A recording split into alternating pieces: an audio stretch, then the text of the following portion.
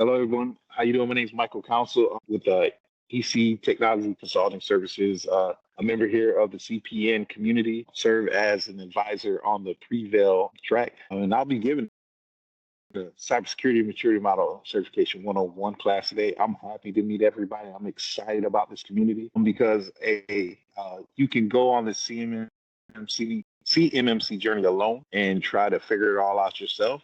There's a lot of stuff that's subjective and you have to figure out. So it's good to be in a community of the willing where everybody's trying to do well and make sure that the DIB has the best answer for implementing CMMC.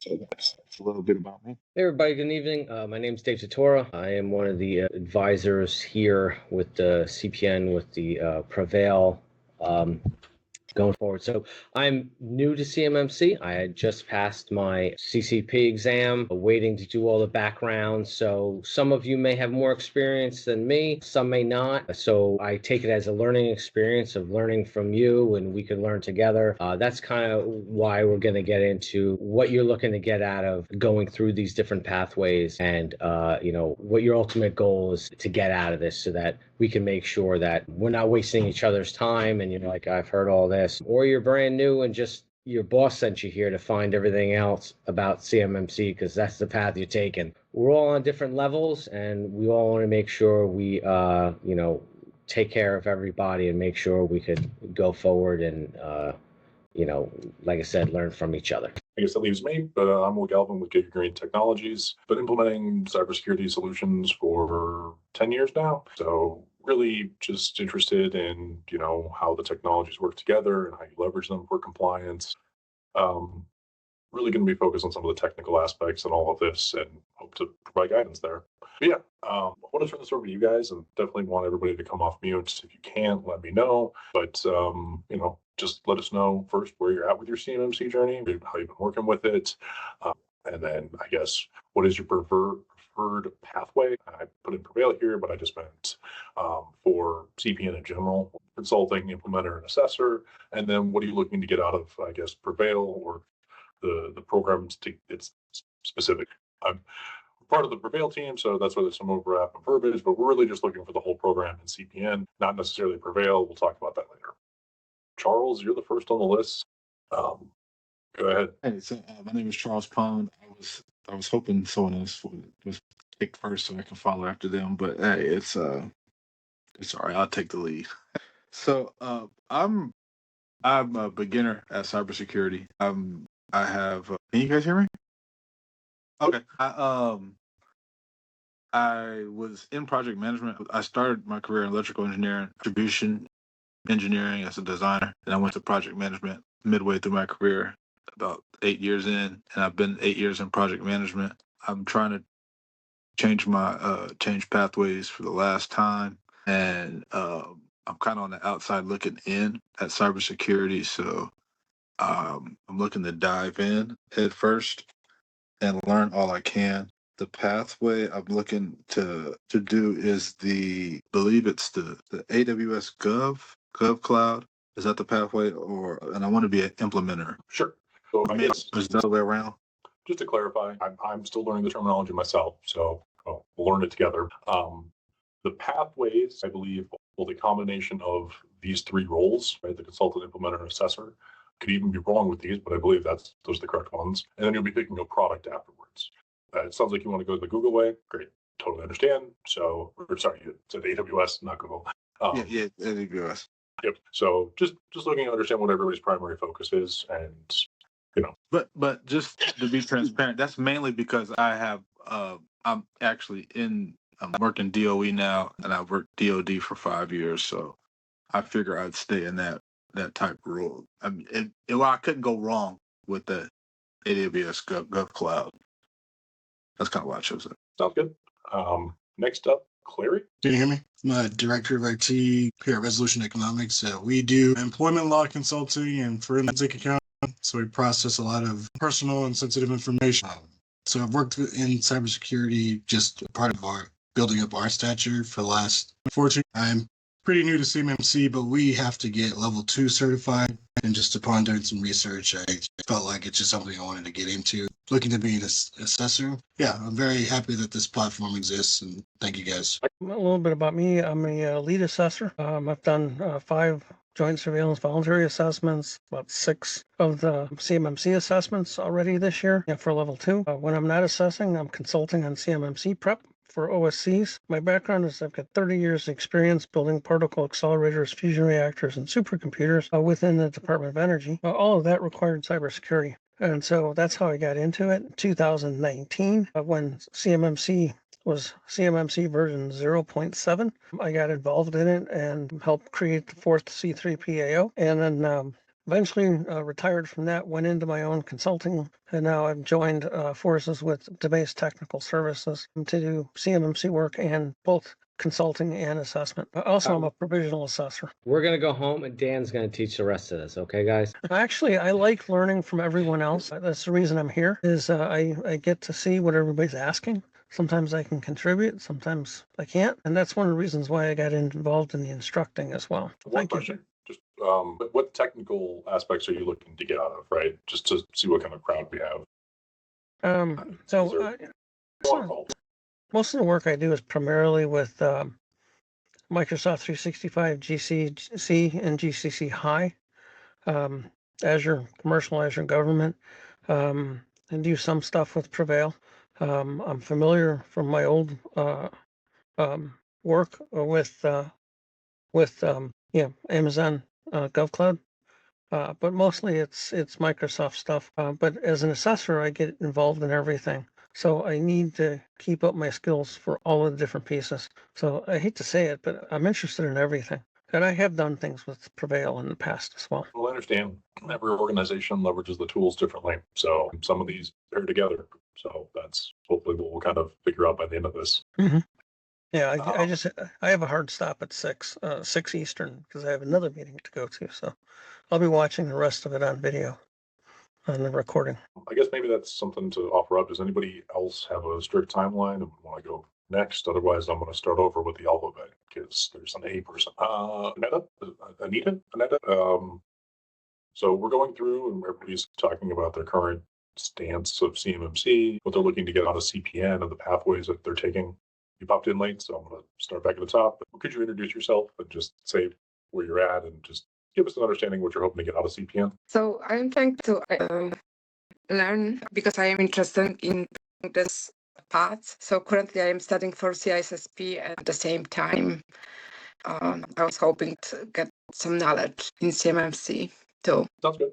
Darius, you're up next. I'm Darius. I currently work within the DoD. I'm pretty familiar with the DFARS, but not in depth with CMMC and the entire process and the hands-on. So I'm definitely more interested in the consulting and assessor role, like a combination, but I do plan on doing all 3, but most definitely the consulting and assessor role at the moment. Thank you.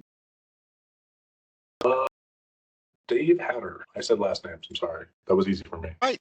Well, that was easy, right? Yeah. So Dave Hatter, I'm a cybersecurity consultant with an MSP in Cincinnati. Got about 30 years in the business, spent most of my career as a software engineer and got into security because bad software is everywhere and our whole society is going to burn down if we don't get serious about this. What I'm really most interested in learning, as an MSP, we're trying to go down this road ourselves so we can serve our clients that care about CMMC. We've got several clients that are trying to pursue this. And for most of you who haven't worked in it extensively, it's kind of like a confusopoly trying to understand the DFARS and the CUI and all this stuff. So like one of the previous people, I'm reasonably knowledgeable about this. I would not call myself an expert, but I'm looking to, learn as much as I can, find out where other people have gone astray, figure out what the heuristics and shortcuts are, and figure out how to navigate this thing with the least amount of pain possible. So appreciate you all being willing to do this. Cool.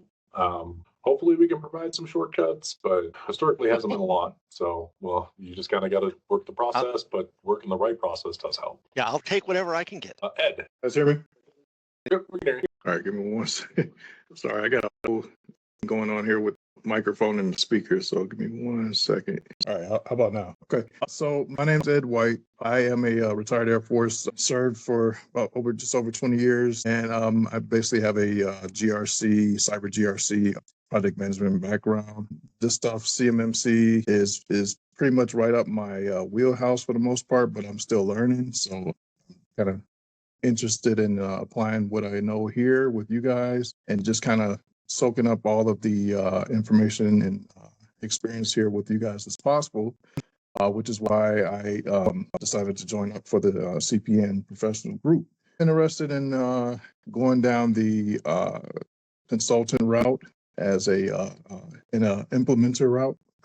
That's pretty much where I pretty much like to work and work around people and pretty much help their businesses get aligned to where they need to go. I'm kind of for CMMC, I'm kind of a grassroots. I wanted to start low and just kind of work my way up, so that way I can kind of gain as much information and experience as possible in each route. So I guess the next step from here will be CCP, but for now, I'm good being a registered practitioner. Joffrey, some threats, I guess. Hey, how's everybody doing today? It's Jeffrey Threats. You got half of it right. You actually got the half right that most people butcher, so I appreciate that. The threatening part? Right. Cyber Threats is going to be my nickname. All right.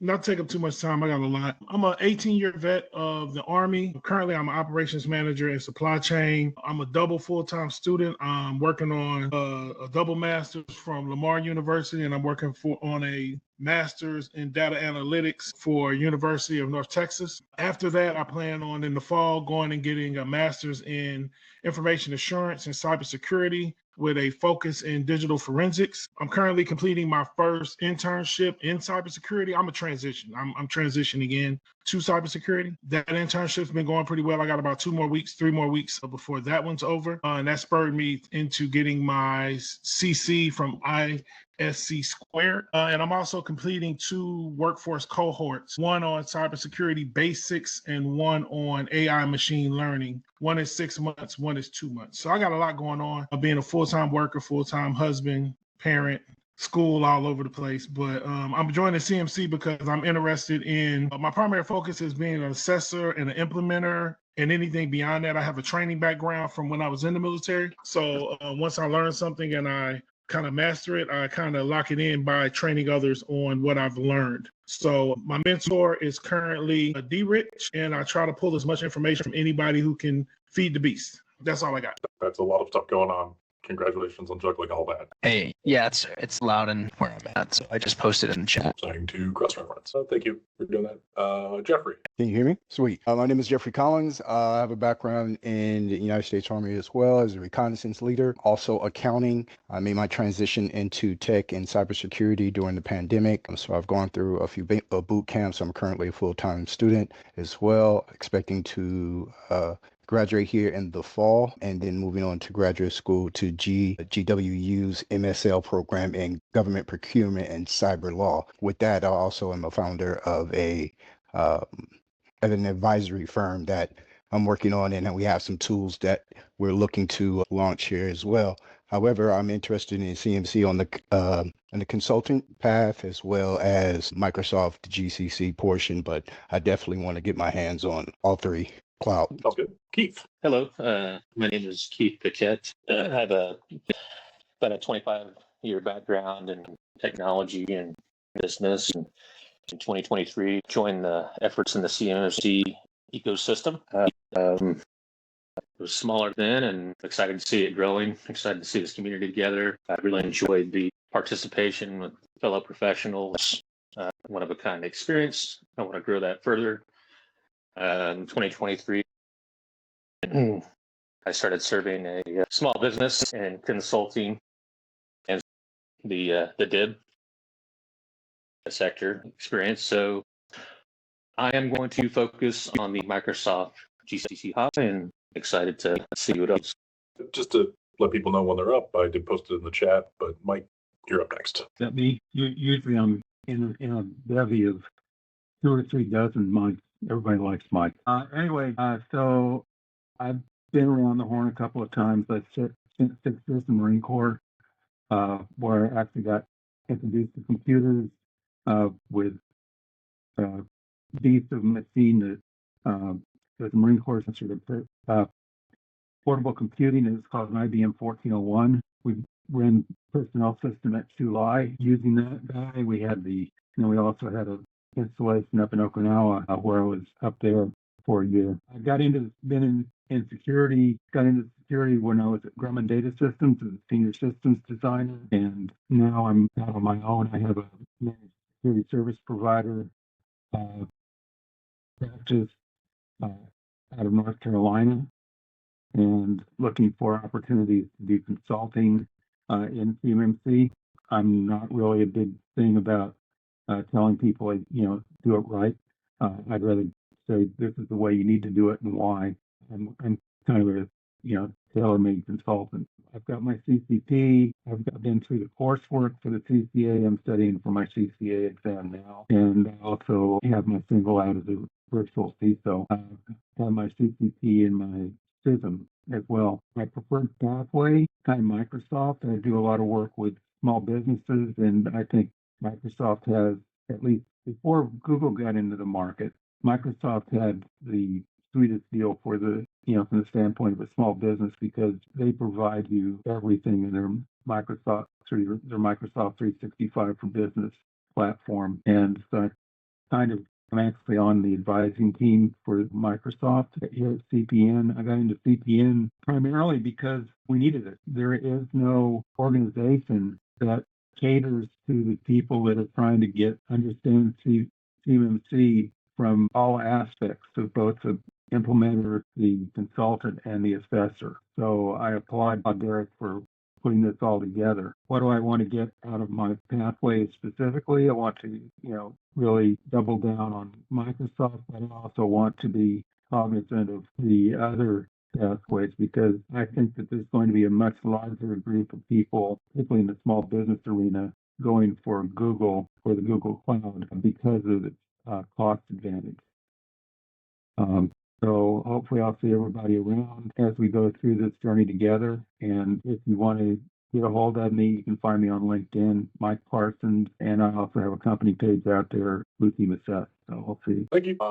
Up next is Neil. Hello, everybody. My name is Neil Carey. I've been in financial services about 25, 30 years. Like a lot of people in the call, I've transitioned from project management over to the cybersecurity world, and I'm just trying to see repertoire of assessments I can do, third party, and some NIST CSF 2.0s. And for the pathway, probably going to focus on the assessor, but I want to understand, consultant and the implementator as well, and just want to gather as much information as I can and keep going forward. Thank you. I've lost my own little. So who's next? Olu, I did see that you put in the chat that you're currently in transit.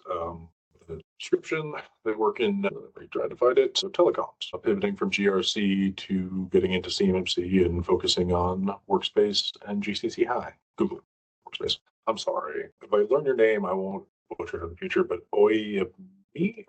Oh yeah, it's Oyemi, but I go by Yemi. Yeah, thank you everyone. My name is Yemi. I'm in Dallas. So I started my career as a network engineer, and I did that for almost 5 years. Then I did my master's in cybersecurity. Then I moved into GRC about 7 years ago, and I've started working on NIST 171 when we used to do self-assessment before CMMC came. I've been working on CMMC since 2021, and I'm on the implementation side. Work for about 3 companies implementing CMMC, and I joined this program because number one, our contract with the current company is ending this month.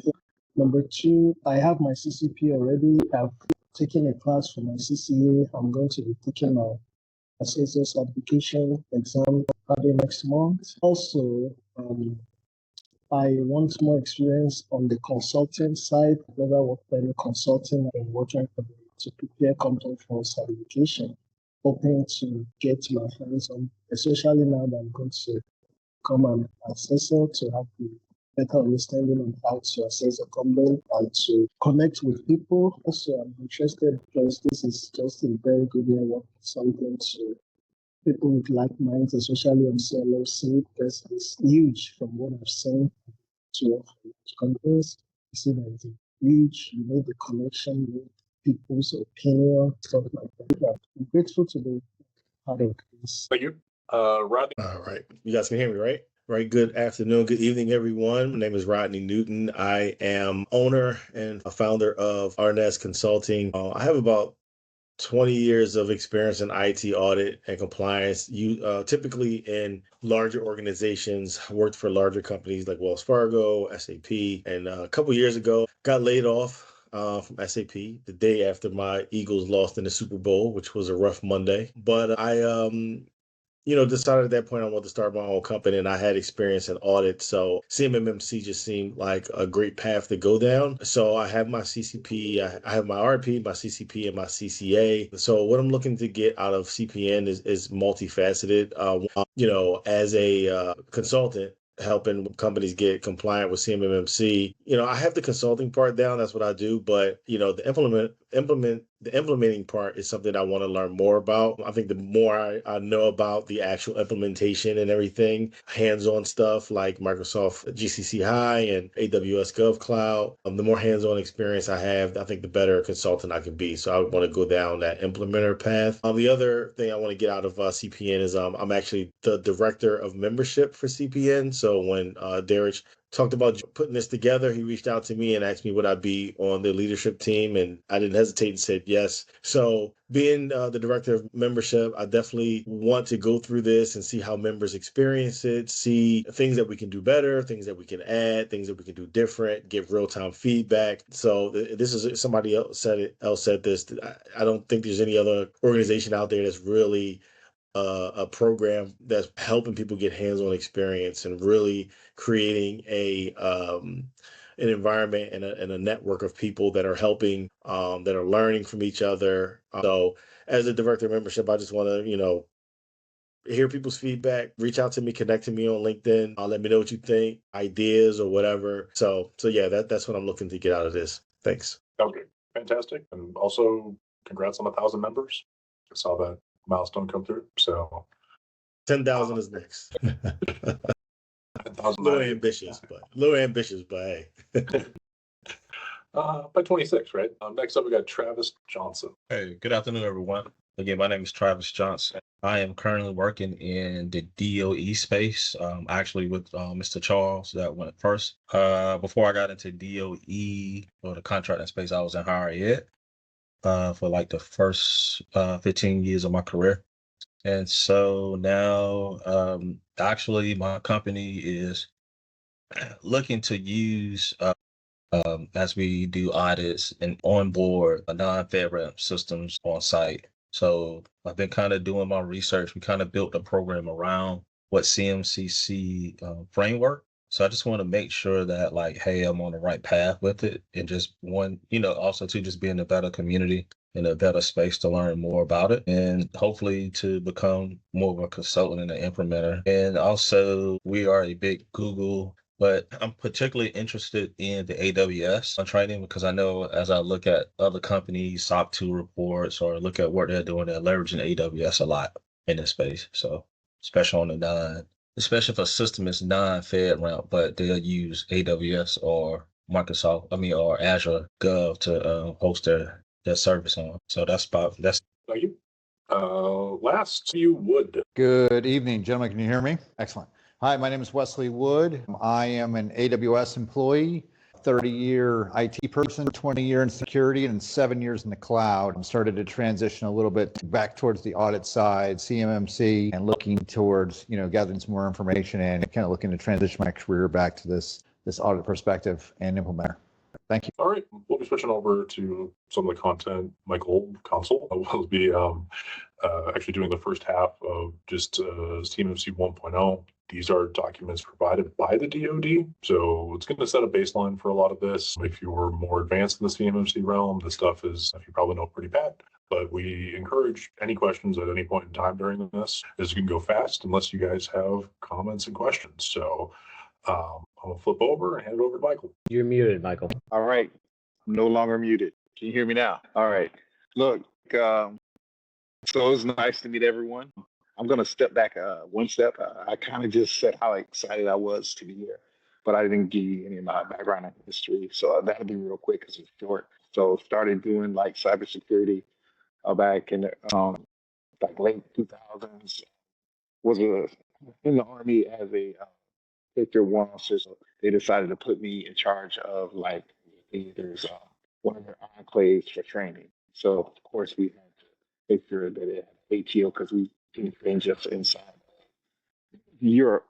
That led to a CISSP. I already had my IT degree, so that led to a lot more engagements in information security and things of that sort. So I got to work for a couple places like not Wells Fargo, excuse me, Truist, SunTrust, BB&T, doing third-party assessments. So did a lot of assessments. My whole job in the military assessments. So it just fits in. So as I kind of hear the patchwork of the people we have, it seems like, there are a lot of assessors here, a lot of technologists, people that implement.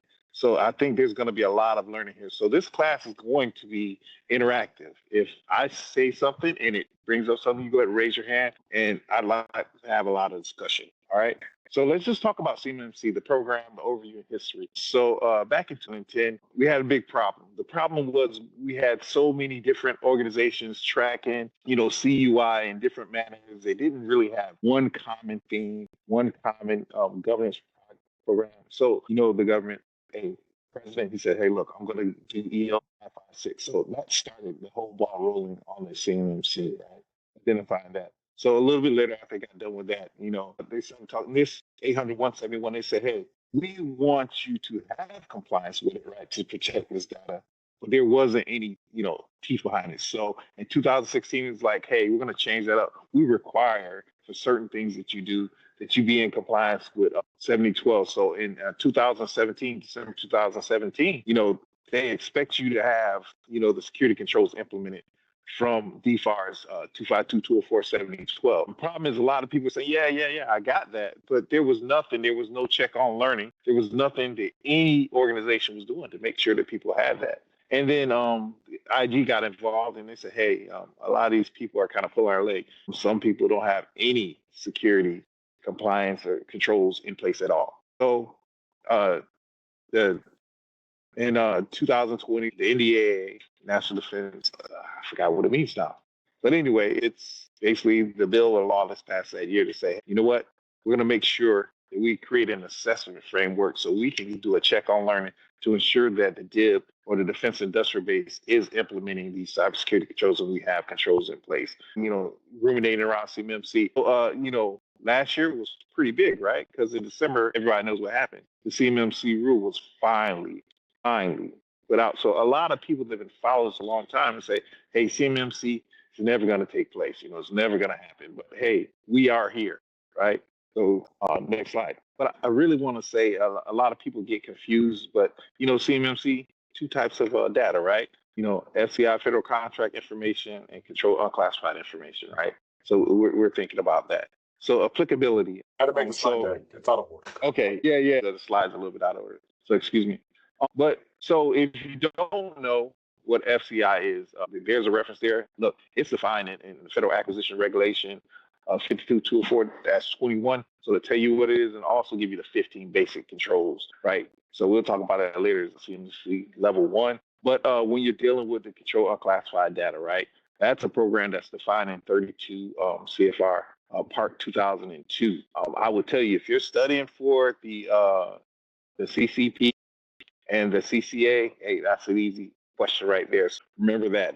That's a question that's definitely on that examination. But we want to make sure that you're guarding, you're safeguarding. You have some framework. Then this 800-171 Rev 2 is the framework that's been picked to specifically protect CUI. So that CUI on those non-federal systems, that's what we're going to use. No questions about that. There's actually a memo saying, hey, don't matter how many revisions ahead they go, this is what we're going to use until we decide to use something else. Next slide, please. I know I'm going pretty fast. Any comments, any questions, any concerns? Nobody out there? Has anybody out there? Let me ask a question. Who out there has some level of familiarity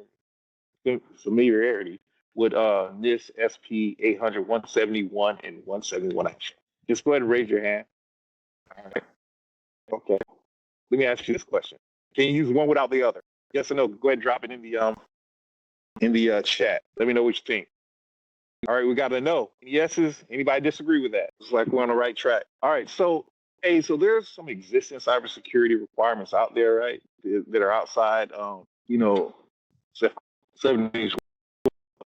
like we said, 7012, but some of the main key components of that, yeah, that's right, Edgar. If you want gaps, that is true. You still may get gaps, but hey, it's in 7012 is saying, hey, you use 800, 171 at a minimum, and you report cyber incidents in a timely manner. And I'm pretty sure that's 72 hours, right? So when we talked about before that executive order, nobody was reporting things to any one centralized location. No one government agency was in charge of that role. So, getting all that stuff together to make sure that there is some type of report, security framework and reporting. So DFAR 7019 that became effective in 2020, right? They say, hey, you know what? You have to have at least the basic assessment, right? And you want to make sure once you do assessment, you post that to somewhere where it can be looked at. And that will be the supply performance risk right system. So that's you saying, hey, I've assessed myself, I've looked, and I made sure that we're following, 800 171, or I was messing up, 52204-21, right? Those basic cybersecurity controls for FCI. So you're putting in there and you're attesting that you did that. So now the onus falls on you if you didn't do that and you don't have anything in place. So with DFAR's clause 7020, it's saying, hey, you're going to provide access to, if you're participating, you're going to provide access to the DIBCAC and other government entities to make sure that you did do what you're supposed to do, right? And it's also going to say that it's going to include that in contracts and, subcontracts, right, to flow down and make sure that your subcontractors follow the same level of responsibility and secure that CMMC data. So I have a few questions. I'm gonna stop and take one. AK, I think he's muted though. I think he took away his ability to unmute himself. Is that true? All right, we gotta be flexible here. If you can unmute yourself and you have a question, just drop. Okay. Why? I didn't intend to not let people talk. I don't know. I turned them all on. So if you lose it, let me know. All right, AK, go ahead. I see you have your hands up. All right, I just have the initials. So, all right, no question. All right. And then, Edgar, you have a question or any comment at this time? If not, we'll keep moving on. All right, next slide, please. But I think there's something in the comments, right? The most important thing, right? Out there, the SSP, right? The System Security Plan, right? To validate your SIPR score. Do you need a SSP for CMMC level 1? Everybody drop down in the chat a yes or no. Do you need a system security plan for level 1? And I'll keep going out and I'll come back to that later. All right, so at the end, the DFARS clause 7021, right? You're just making sure that you have the appropriate things in place for CUI. Anything that's processing, storing, or transmitting CUI, make sure you have the appropriate, controls in place, right? And then it's also making sure that you have the, you develop, update your artifacts, right? You're going to need your artifacts, your SSPs, your POAMs, and all the supporting documentation, screenshots, everything to get ready and to prove that you have those things in place. Whatever you do, just don't go on, the system of record, put in you have it if you don't have it, right?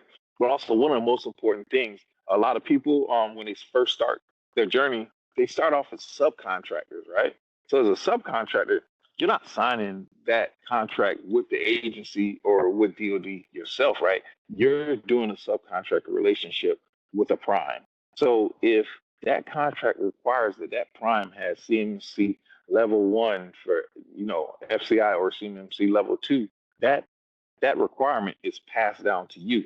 So what does that mean to you? That means if you haven't started your journey and you anticipate yourself working with larger primes that may have a CMMC level 2 requirement, you need to get on the ball, get on it quick. I've already heard conversations where large primes like Raytheon and Lockheed are requiring or asking the question, hey, have you started your CMMC journey? Where you at? And that's on their supplier questionnaire as they onboard people. So if you want to make yourself more attractive to the DIB and some of the larger primes, you're in the right place. Do this, and do this now. Okay, so it talks about self-assessments or using the C3PAO, or if you're doing level 3, the DIBCAC, right?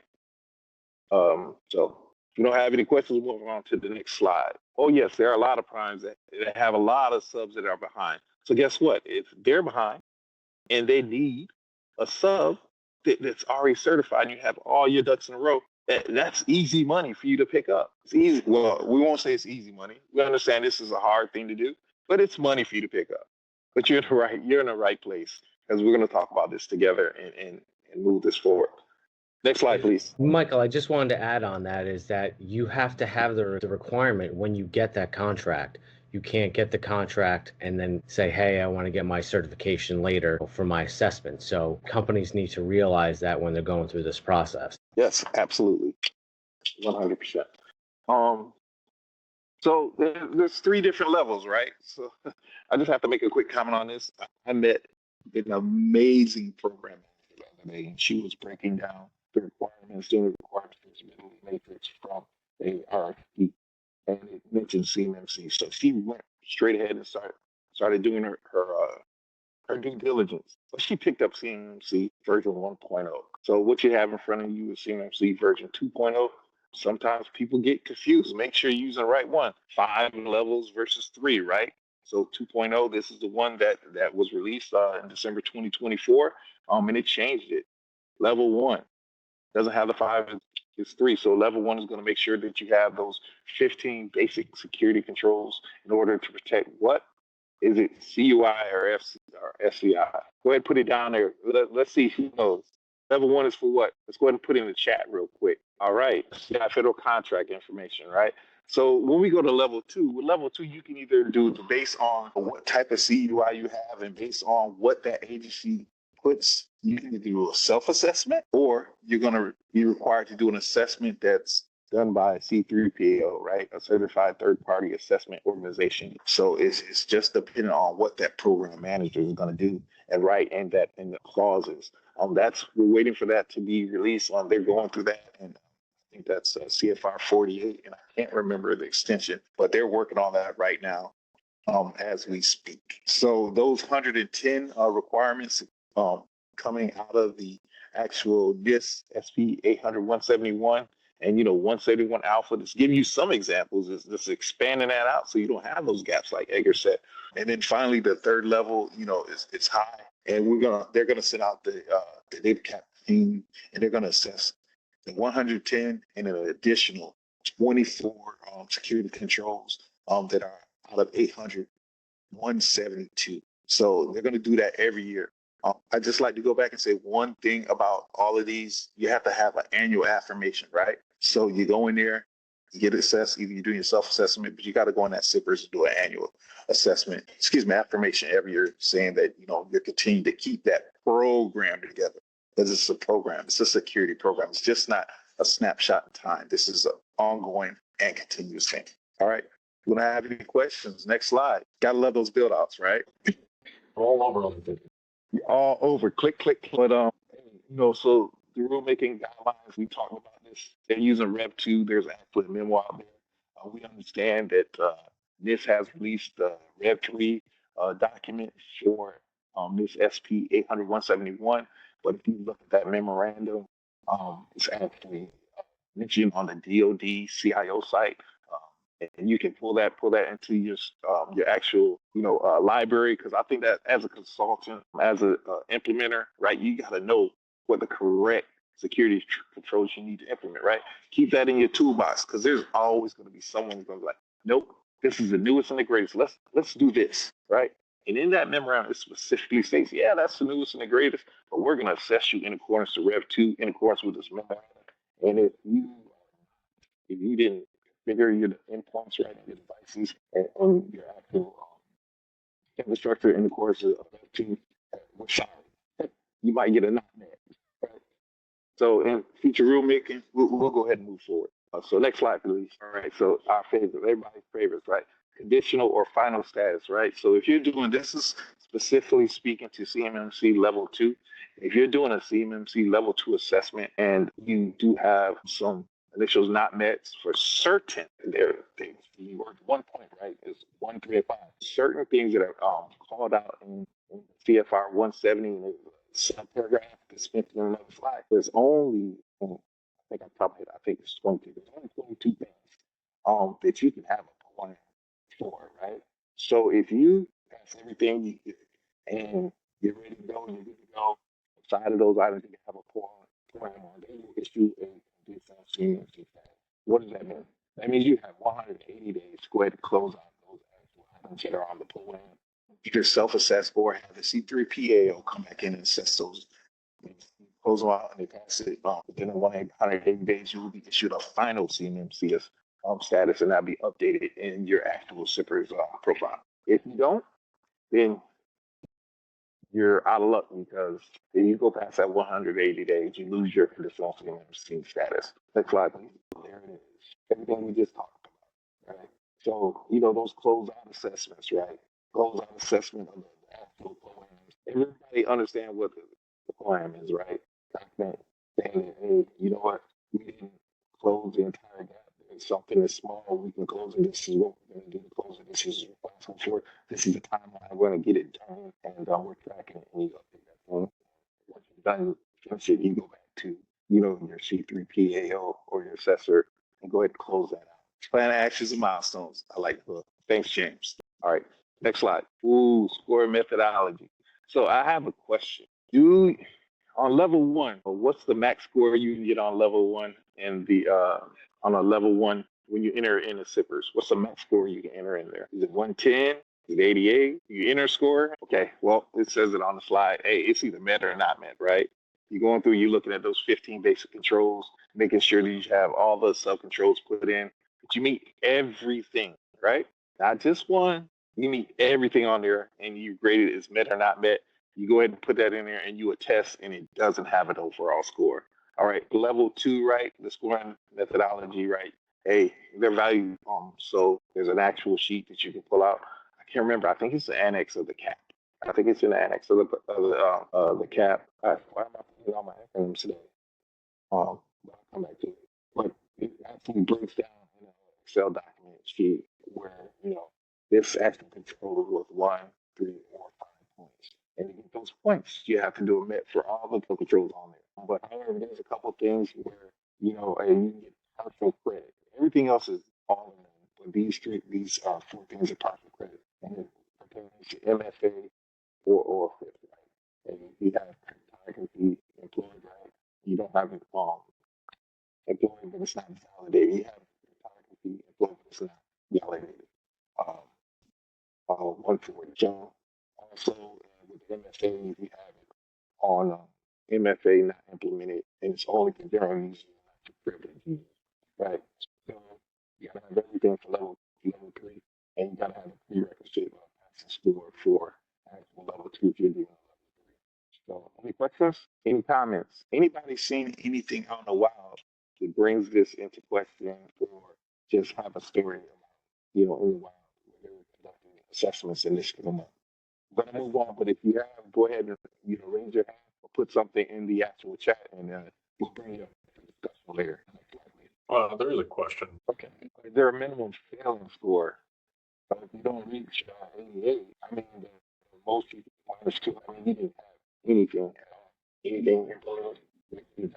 But also, I mean, you have to think about it like this, right? Before you get assessed, right, the assessment team is going to come in there and they're going to do a pre-assessment. They're going to ask you for documents, your SSP, and some of the supporting evidence. And they're going to do a pre-assessment and make sure that you're assessed. And if you don't pass that pre-assessment, they're not going to move forward. So I always look at this and be like, hey, 203, how do you get a negative 203 if they pass the preliminary phase 1 pre-assessment? All right, so next slide, please. Okay, so you completed an assessment with the DIPCAT, right? And you're doing eligible for the final certification. I mean, you get no forms open, everything done, right? It's going to be valid for 3 years. I know there was some discussion. I know they were talking about this in the actual town hall. So whether they want to issue certificates or whether some of the certifications they did pass are still good. And have all the information on this, I would say probably the best. So when the contact information is to reach out to, the guys at the cyber AD to the town halls and questions about that. Are there any organizations here, or are there any personnel here that did some of the provisional or the joint surveillance? And we had when he left, but the joint surveillance assessments. Still here? Anybody? I think it was one guy who actually did a JVSA. I know my instructor, Corin, from YIT, so I can refer back to her a little bit more hands-on experience, as far as the JVSAs. All right, next slide, please. But also, that's the beauty. That is the reason that this actual community is needed, right? Because there's only so many people when you start out, right? Early adopters. This is the fun. There's only so many people in so many organizations that are ready for joint surveillance assessments. There are only so many people that can be on the team. And like I said, I've been watching this for a long time, a few years, and I lost track. So if you've been watching it and you've been actively participating, even when they were CMMC AB, before they moved to Cyber AB, and you got on as a provisional instructor, provisional assessor, and you were on it, is great. But what we have here, not only we have people who are joint assessors, PIs and PAs, provisional, that went through that and went through those JVSAs. But also now we have people that are moving in, that are going through the rule, now that the rule is done, now that they accepted the courses, we have the CCA, CCP, the RP. So we have all those people. We have this great mix of experience, and we're putting all this together so we can learn together and move forward together. Because just like any other assessment, if you do third-party assessments, if you do SOC 2, they have the objectives there, but you're looking, it's always something subjective. You have questions, so we have a community of people to talk to. Another big thing from the actual CMMC 2.0 and what CMMC is the phase implementation approach, right? What do you mean by the phase implementation? Well, the initial implementation, first we get that rule, the 32 CFR, but out there 170. Now, for the actual FARs and the agencies and the program managers are doing the 48 CFR. When that rule is effective, that's going to begin phase 1, right? So it's going to be required the level 1 and level 2 language be put in the actual clauses. So the clauses of the contract. Everybody has experience reading RFPs and request proposals or request proposals. Go ahead and hit yes or putting 1 inside of the chat real quick. That's really important, right? Because when they put it in clause, that's the legal part. That's you understand. Hey, now this is statutory. You don't see anything level 1 be implemented to get this contract. That's why the big problem is when people don't have this stuff in place already and they're not doing it. It takes a while to put all this stuff in place. So you gotta get moving. So phase 2 is 12 months after phase 1 starts. Hey, this is talking about solicitations requiring level 2. Level 1 or 2, and the keyword self-assessment, right? Remember we talked some self-assessments, some CUI will have based on, the sensitivity will allow you to self-assessment. Well, then phase 2, that's when they're going to bring in level 2, and those are the C3 PAO, and a higher level of scrutiny. And then phase 3, 24 months after that, and that's when they're going to require, they'll kind of phase in the level 3. So, the DIPCAT personnel and those additional 24 security controls on 800-172. So the full implementation, when you have everything at 36 months, and every single solicitation that's out there, they say we'll have typical CMC level requirements in the clauses. We're doing it. We can see it now. I'm not going to say that it won't happen, but we know, how the government works. It may be delayed, it may not, but I will just say they said they're going to stick to this timeline. I will be prepared in accordance to this timeline. And if you're early, hey, that's great because the primes are already preparing. They're spending all that money. So because they're spending all that money, they're going to look back and look at their subs and say, hey, you need to have this as well. Right. So they not authorized. So there's a comment in the chat about there's confusion whether the DIPCAT gives a level 2 certification, and some saying that they're not authorized, and that may be as a result of previously the DIPCAT was doing JVSAs, joint surveillance assessments with augmentation, right, from PHPI. So from everything that I'm reading, from all of the documentation, the DIPCAT guys will do the actual level 3 certifications. The C3 PAOs will be responsible for doing the level 2. I will say this right. What? It was like 700 C3 PAOs. Excuse me. Hold on. go back. I want to say 72. What my friend is going through is the actual assessment to become a C3PA. And it's not that many. So what does that mean? That means there's going to be a bottleneck. So in the future, they'll all like they did CAC personnel to, I don't know, they did. But in accordance with the documentation that's written right now, level 2 assessments will be done by C3PA. And level 3 assessments will be done by DIPCAT. And there can be, some check on learning. It says that you should have DIPCAT personnel to come in and check to make sure that you have everything in case in accordance with what's entered into your checkers. I mean, if anybody have any other comments on that, raise your hand. We can talk about that a little bit more, but we'll go ahead and move on. Oh no, we reached the end. I tried to go as fast as I could, try to make it as interactive. I mean, it's kind of dry, but hey, I wanted to make sure we can talk about it and we all can learn. So I'm sure there's some people out there who've done more hands-on stuff than me, right? Right now I'm a pretty powerful theory warrior, and I'm implementing level 1. So hey, let's all get in here, learn together, and I'm sure that sometime in the very near future, I'll be out on assessment pretty soon. So that's all I have. If you have any questions, go ahead and put them in the chat, but I'll turn it back over to William. Thank you for all that, Michael. Got about 15 minutes left. Actually, there's a question for you. I'll let you hand it. We're going to switch documents. It's the CMMC FAQ document. We're not going to go through it slide by slide. To be honest, it's not grouped together the greatest. So just going to highlight some particular things that we found in there that aren't necessarily in the 101, but people out and ask about. Michael, look like there's a few questions, and I'm going to switch slide decks real quick. Okay. So the first question, what internal user tools are you leveraging to track your progress through CMMC implementation? So there's I have a Prevail license, and there's a tool that comes with Prevail that you can get. So I'm using that to go ahead and track, what I have done, what I need to do, where have my gaps in my shortfalls. That's just the tool that I'm using. I'm not as busy as the other guy is doing 2 masters and stuff, but kind of trying to run a business and doing CCA soon. So I've been studying because it took a long time after I did my CCP to take the test. So I'm trying to CCA and within 2 weeks go ahead and take the test.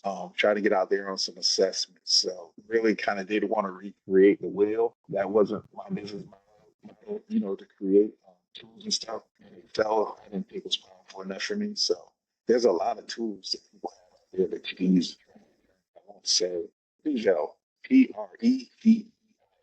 So if you get a license, they also offer you the opportunity to purchase a tool that they have and kind of walk you through your journey, what you have. But if you want to know more about that or whatever, you can just either William, myself, or I'm here to call you Dave. Yeah, that's fine. Don is on my mind right now. But anyways, just reach out to one of us. Reach out to me. I'll tell you what that tool is and everything. If you decide want to use other solutions, I'm sure there's other tracking things out there. So what I'll do, I'll get the name of the Prevail one. I'll put it out there. And if you have some that you're using that you made internally, I just got in the CPN group. So as far as I haven't been in the share thought yet. So if there's something there, I'll pull that out as well once I start digging in there a little bit more. And we put the tools in there, our trackers, and go through things, say which is the best tracker, and keep moving from there. Did I answer your question, James, or do you have something else? I'm not an RP, so I think, and I looked from the language on the Cyber AB ed, I think you had to be an RP or RPO to have access to that tool. Historically had access to the RPO tool from the AB. Nothing special. Very close to Project Spectrum, I would say. I've in fact had customers tell me not to use the Cyber AB version because they don't want any exposure. You have to register the OSC with the RPO tool, which makes it, yeah. So that's the apprehension I've gotten from customers. I'm going to answer Jeffrey Collins' question. Does CPN have a preferred training company for the CCP certification training course? The membership, Rodney's in here, but I would say they don't mention they have one, but they do mention someone from Wise Technologies will get you $50 off if you're a member of CPN. So I'm not saying that Wise Technologies is them, but I'm taking the $250. Yeah, thanks. I was gonna say, yeah, we try not to endorse like specific ones because we want to be we want to be fair, right? We want to be tool agnostic, training agnostic, but there are partners we have, like Michael mentioned, that will give discounts, right? This, as far as training, me personally, this is Rodney, not Rodney, Director of CPN membership. I took my CCA training with EC First. I'm not endorsing. I'm not saying that's one to go to. I'm just saying my experience. I like the fact that they had a nice training platform that had practice questions and had templates and documentation. And I saw somebody else ask, like, what was, any recommendations for studying for the CCP? Me personally, I would say something that has practice questions to get you in that mindset. EC First did have that. Whoever you choose, if you learn best by doing practice questions, I would see if they have some type of platform that has practice questions. So, Rodney, with that, I had literally just finished studying for the CCP and passed it pocket prep. Again, it's just what I used. They have a bunch of questions in there. Some of them are a little off. It will not be as good as what you're going to see on the exam. I know a lot of people here taking the CISSP. There's a lot more training material out there for that than there is for the CCP exam. So pretty much you just have to read everything. There is no ton of material. If there is material, it's from that whoever you're getting the training from. So it may depend on who you hire. It's training, breathing. Just to add on to that, Dave, the blueprint, the CMMC blueprint is out there. I think they're on version 6. There's some CMMC blueprints out there. At least read through all of the documentation in full one time. The questions come directly from the documentation. Understand what a host unit is and all that. Understand that, the assessment. Somebody help me out. I don't know why I can't remember what CAP means right now. It's really frustrating. But anyway, it tells you how to do it. And there's a lot of questions for you. Understand the history. Understand, what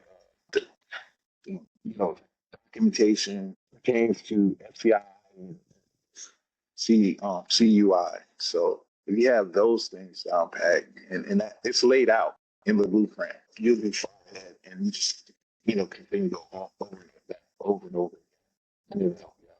But also, I remember reading inside of CPN that there may be some resources in the SharePoint.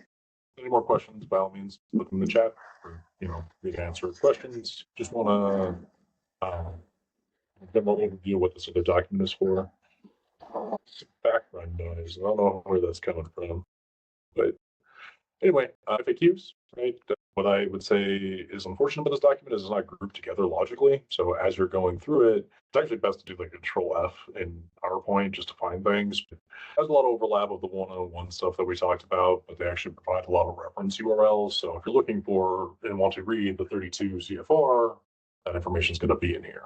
David, can you unmute people potentially? 48 isn't passed, but this is where they're looking at it, right? Yeah, I'll unmute. Cool. And then there's a lot here. There's 48 slides, I think. I did call this out as one important one. David, I don't know if you want to handle this one, but yeah, go ahead. Okay. Do you want me to do this or unmute? Yeah, we didn't really rehearse which ones we're going to be doing and things. Okay, let me no, I don't think I could mute anybody or unmute. So companies need to comply with CMMC 1 after the revised program is implemented. So we're already working on CMMC 2. Again, this said, no, there's only one CMMC program. So if you're doing one, you're doing something wrong.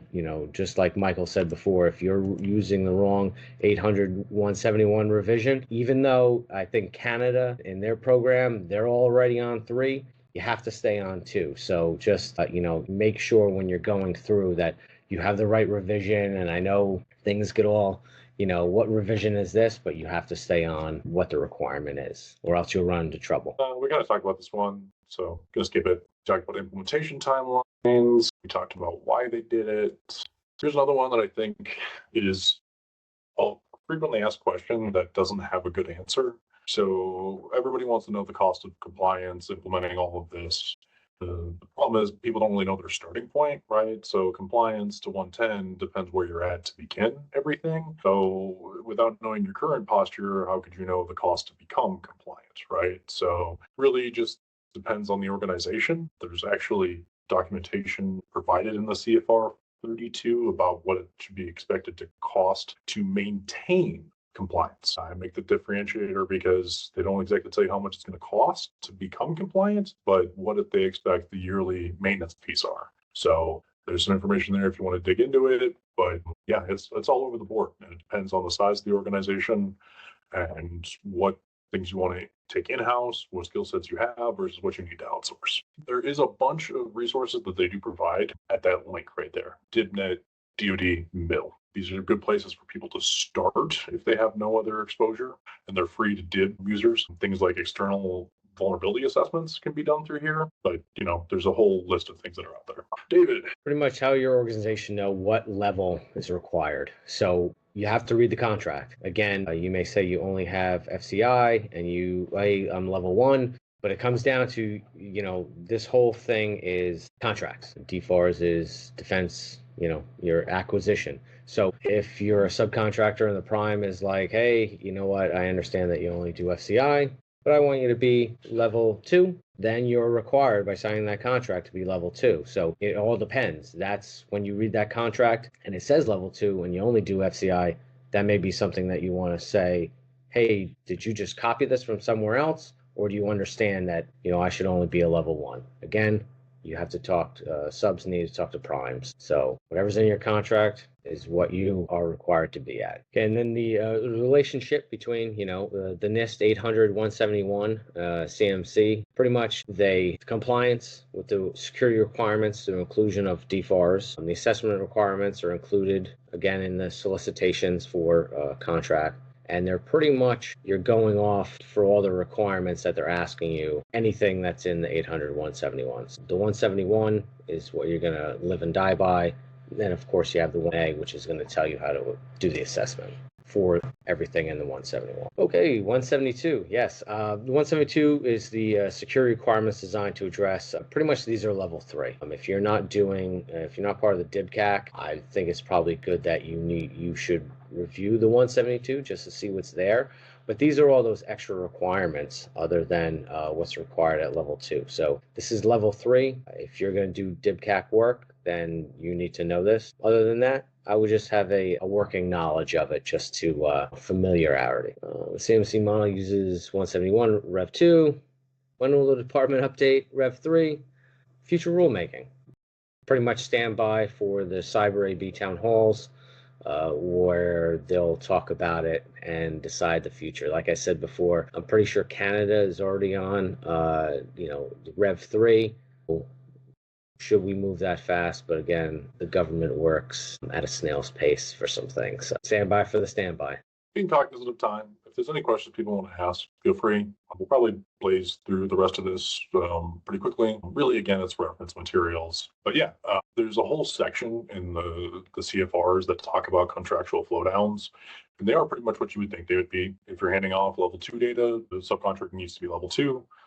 Same for self level 2 attestation, same thing for level 1, right? So they're putting the onus on the primes to maintain these things and get that information from their subcontractors. We talked about that one, and here's where I stopped assigning things. So if you have anything to do with FOU, we'll take it as a one-off. FOU is going away. Does anybody here want to be a Jeffrey? If you do, you're going to need to look at all the information that's on the Cyber AV side of things. So remember, the C3PAOs are the assessors. You're looking at 2 to 5 years roughly to get into that path as an actual C3PAO and form the entity.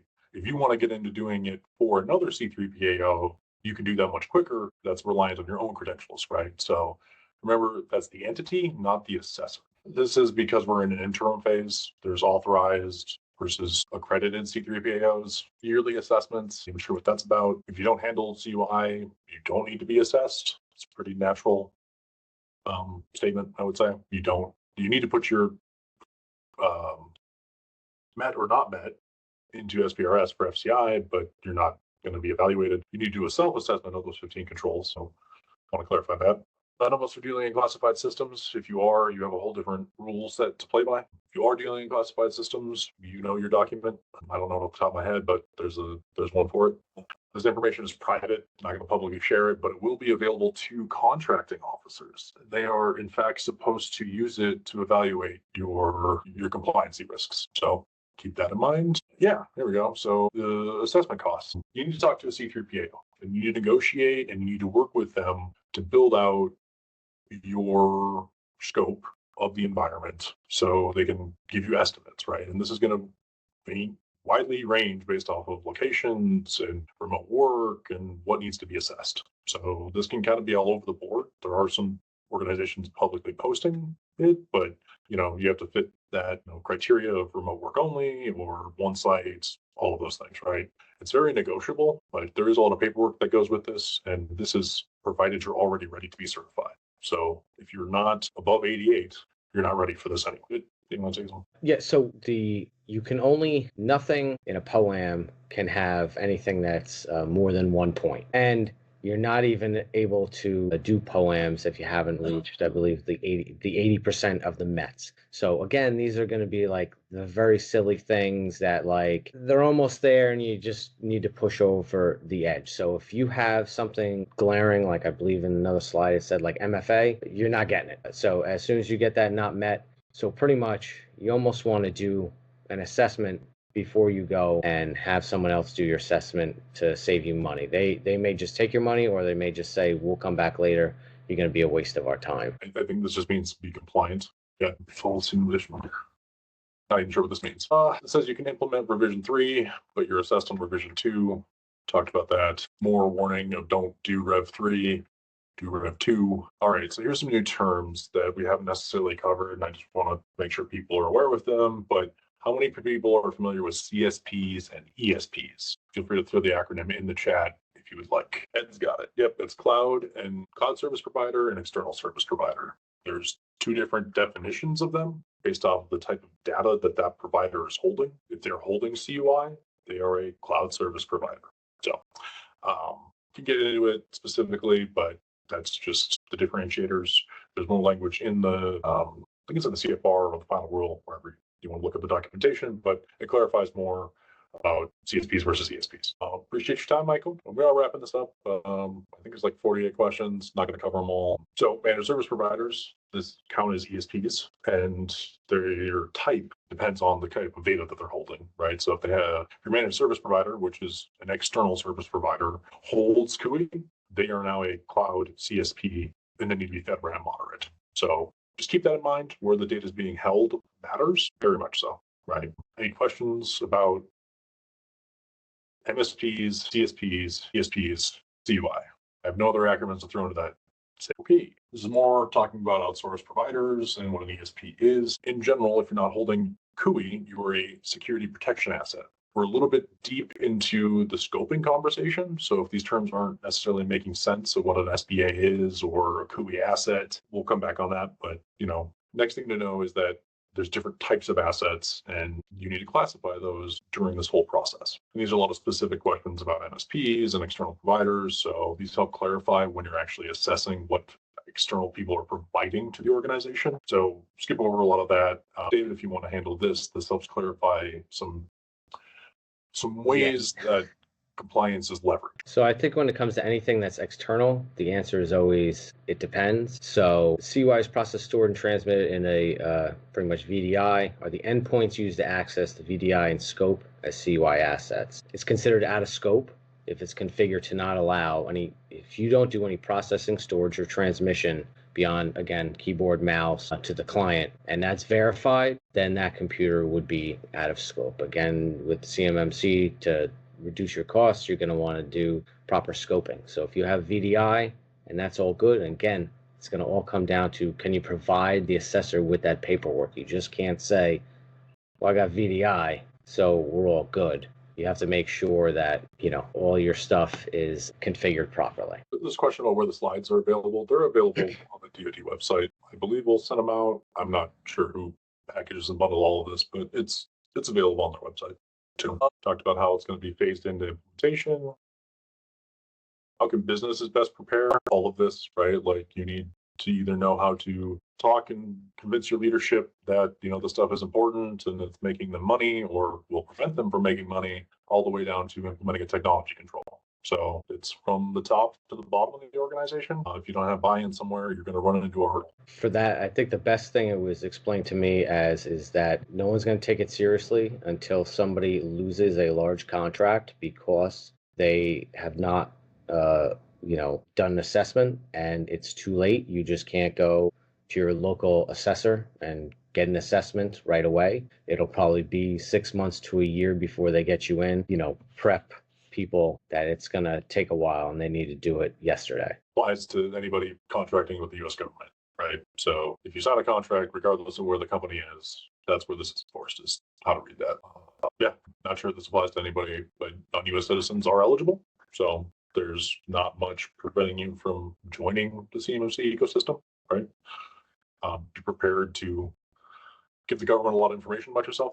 That's all. David, you alluded to Canada having their own program, which is mirroring this. So I think this is what they're talking about, is just other entities are, responsible for their own compliance. Yeah, I don't know what Canada's is called, but again, they use the NIST standards. They're using our standards, so they could run their program differently. Nobody has to, but it's pretty much there for them to use as well. It's been a little bit, but somebody here was here from the DOE. I'm assuming that's the Department of Energy, right? So they're going to have overlap with CMMC and probably implement these parts in their own contracting vessels. One other thing, I just blanked on it. The Department of Education is also referencing CMMC standards. So depends which DOE you're working for, but they're both trying to converge on the same standard. This is a very specific question about how external SOC providers and whether or not they are included in the primary entity. If you run into an organization with external SOC, it's only going to be applicable to that. So it's a very specific question. That's it. Appreciate everybody's time.